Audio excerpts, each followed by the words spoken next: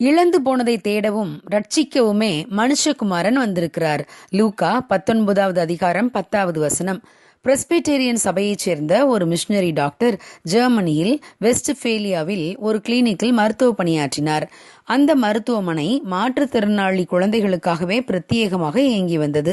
அந்த மருத்துவமனைக்கு செல்வந்தரான ஒரு மனிதன் பார்வையிட வந்தார். அந்த செல்வந்தர் இந்த மருத்துவரிடம், இந்த குழந்தைகளை பார்ப்பதற்கே மிகவும் பரிதாபமாக இருக்கிறது. ஆனால் நம்பிக்கையோடு நீங்கள் இந்த குழந்தைகளுக்கு மருத்துவ உதவி செய்கிறீர்கள். இதில் எத்தனை பேர் முழுவதும் குணமடைவார்கள், இயல்பு வாழ்க்கைக்கு திரும்புவார்கள் என்று கேட்டார். அதற்கு அந்த மருத்துவர், 100 குழந்தைகளில் ஒரு குழந்தை மட்டுமே முழுவதும் குணமடைய வாய்ப்பு உண்டு என்றார். அதற்கு அந்த செல்வந்தர், என்ன 100 குழந்தைகளில் ஒரே ஒரு குழந்தை மட்டுமே இயல்பு வாழ்க்கைக்கு திரும்ப முடியுமா?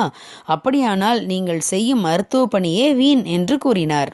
அதற்கு அந்த மருத்துவர் செல்வந்தரை பார்த்து, சுகமடையும் அந்த ஒரு குழந்தை உங்கள் குழந்தையாயிருந்தால் இந்த ஊழியம் மிகவும் பயனுடையது என்றுதானே நினைப்பீர்கள் என்று கேட்டார். இந்த சம்பவத்தை புரூஸ் லார்சன் லூக்கா எழுதின சுவிசேஷத்திற்கு எழுதின விளக்க உரையிலே இதை குறிப்பிட்டிருக்கிறார். ஒரு ஆத்மா எவ்வளவு விலையேற பெற்றது என்ற உண்மையை விளக்கும் அநேக உவமைகளை நாம் லூக்கா எழுதின சுவிசேஷத்திலே வாசிக்க முடியும். மேய்ப்பன் ஒருவன் 100 ஆடுகளை மேய்த்து வந்தான்.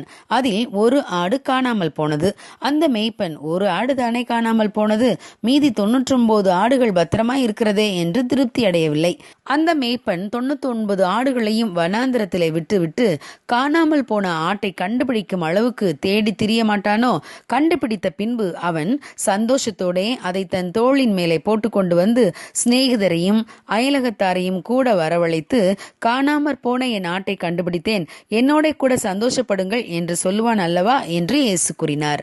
ஆம் பிரியமானவர்களே, ஒவ்வொரு தனி நபரும் இயேசுவுக்கு விலையேற பெற்றவர்கள். இந்த உலகத்திலே ஆண்டவரை ஆராதிக்கும் ஜனங்கள் எண்ணற்றோர் இருந்தாலும் இன்னும் அவரை குறித்து அறியாத, கேள்விப்படாத ஜனங்களுக்காக அவருடைய உள்ளம் இயங்குகிறது. இப்போது நடைபெறும் ஊழியங்கள் எல்லாமே சபை மக்களுக்குத்தான் அதிகமாக நடைபெறுகிறது. மிஷனரி தாகத்தோடு ஊழியம் செய்பவர்களுக்காக நாம் ஜெபிக்க வேண்டும். ஆண்டவரை அறியாத பழங்குடி மக்கள் ரட்சிக்கப்பட நாம் பிரத்யேகமாக ஜெபிக்க வேண்டும்.